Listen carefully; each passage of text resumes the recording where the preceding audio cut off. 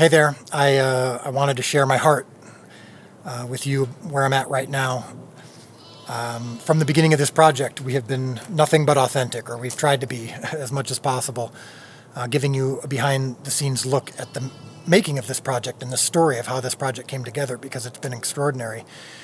And I want to share with you now where I'm at, because I'm in a difficult place, to be honest with you. I'm in a place where I don't know the future. I don't even know the immediate future. And I have a lack of clarity and a lack of wisdom about the next 6 months and potentially the next few years. As of right now, I can't tell you where we're going to film our show next. I can't tell you even if we're going to film in 2020. I know that we've got the financing for episodes 1 through 4. We've got the scripts for 1 through 4. We're excited about those. We've got 3 or 4 different location options that we're looking into right now. All of them are positive in their own ways. They have strengths and weaknesses. But it seems like every time we get excited about one option, there's some problems that come up. COVID presents an issue. Travel presents an issue. Timing presents an issue. I am just so unsure. And as the captain of the ship, over the next couple of weeks, I've got to make some decisions that are going to tremendously impact not only the rest of 2020, but the next potentially 4 or 5 years. And I don't have answers. And the reason that I'm here on this farm is because this is where I go. It's owned by a very dear friend of mine, and it's where I go about once or twice a year when I really want to hear from God. I get away from everything, and I just try to listen, which is something I'm not great at. So I pray and I sing and whatnot, but more than anything else, I just try to hear from God. And I don't hear an audible voice, of course, but I do feel like this is where, whenever I've gone here, God has always proven himself faithful to give me clarity and give me some of his wisdom more than any other time. So I'm here today looking for some of that. And you may recognize this place. This place is special not only because it's a place for me to get away, but because right here, right behind me, is where we filmed The Shepherd. It's where this all began 3 years ago. This exact spot we turned into a Bethlehem marketplace. It's where Simon entered the marketplace. It's where Simon encountered Mary and Joseph. And it's where Simon, of course, encountered the Pharisee at the end, the very last image, where the shepherds were running through the street. That was all here. And if you look further behind me off in the distance, you'll see a field, and that wasn't green at the time that we filmed. We turned that into the kind of a deserty type of area where the shepherds were walking to and from Bethlehem. And I'd also like to show you another part of the farm. We had a lot done here. You'll see off in the distance is it looks like, I don't know how well you can see it, so forgive me, but that's where we filmed. Across the street in that field, we filmed, you can see that little hill, and we filmed that shot of Simon walking home alone with his sheep and with the lamb, and that shot of the orange sun behind him. And then further beyond that was where we filmed the appearance of the angels to the shepherds. It was all done in this area where there was a little river, little mini stream over there. And this house, this barn that I just walked away from, is where I did a lot of my writing for season 1.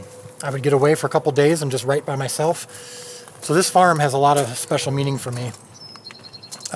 And one of the reasons why I'm here, besides just getting away, but because this place is like a marker. It reminds me of the book of Joshua. You can hear the thunder right now, by the way. It might be raining here soon, which is maybe a metaphor.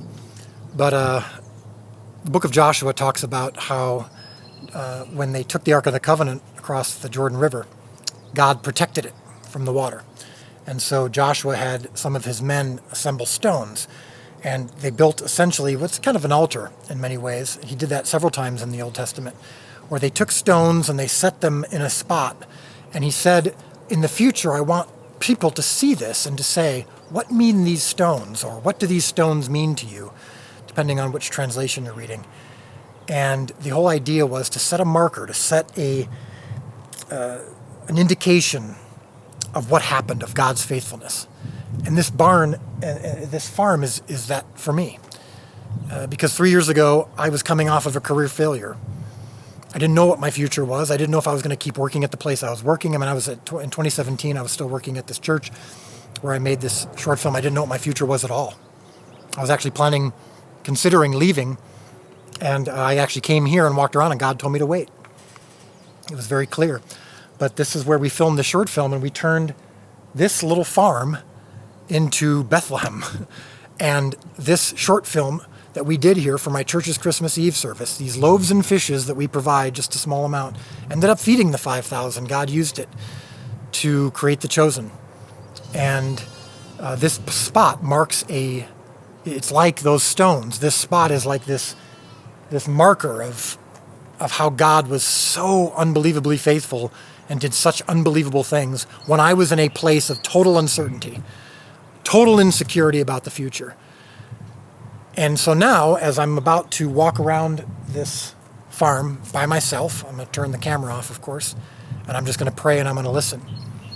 One of the songs that I'm going to be singing and thinking about as I do this it's a new song, a relatively new song from Vertical Worship, which is the worship team and the worship band from my church, the church that actually birthed this short film and where The Chosen came from this short film. And also where I attend now. And I was singing it just yesterday during our worship service, and it just knocked me out because it's so perfect for where I'm at now. And the song, the lyrics of the song are so powerful. So look up this song. It's called Faithful Now. It's on iTunes. And the lyrics go, I am holding on to faith because I know you'll make a way. And I don't always understand. And I don't always get to see. But I will believe it. I will believe it. Because you make mountains move. You make giants fall. You use songs of praise to shake prison walls. It's actually in the New Testament. And the giants fall is in the Old Testament. It's just happened so often. Because you make mountains move, you make giants fall, and it's raining. The raining is coming down now. This is a metaphor. I'm going to keep going. You make mountains move, you make giants fall, you use songs of praise to shake prison walls, and I will speak to my fear, and I will preach to my doubt that you were faithful then, and you'll be faithful now. And I believe that. And that song, Faithful Now, is carrying me. And as I stand here in the rain, I believe it. I don't know the future, as the lyrics say in Faithful Now. I don't always get to understand and I don't always get to see, but I will believe it. I will believe it, because you make mountains move.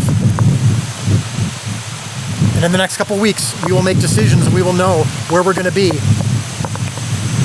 And I'll be able to look back at this moment and know that God was faithful then, and He'll be faithful now.